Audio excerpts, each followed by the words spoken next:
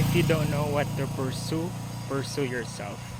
Hi, Charles here. Good morning. It's Friday and thank God it's Friday. And yes, if you don't know what to pursue, pursue yourself. So, sa dami-dami ng mga nangyayari sa mundo ngayon, parang hindi na natin alam, di ba? So overwhelming with everything, but kung hindi mo pa alam kung saan ka sa stage ng buhay mo or hindi mo alam nang gagawin, pursue yourself.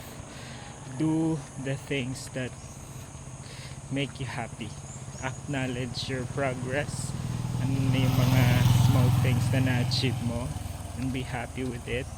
With that one thought na sa dami-dami nang nangyayari, and iisipin mo lang na ito yung magandang nangyari, ito na yung maganda mong ginawa, diba?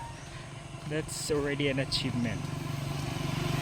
And ayun, parang just always remind yourself lagi na may nagawa kang maganda sa araw na to, diba?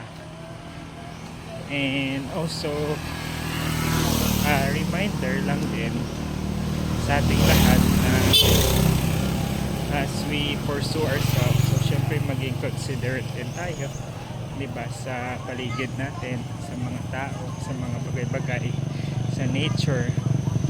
So I guess yun lang ang ating thought for the day.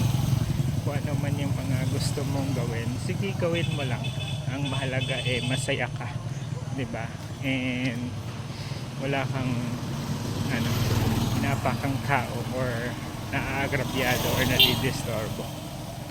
Just be happy and do what makes you happy. Ayan lang, anyong mama.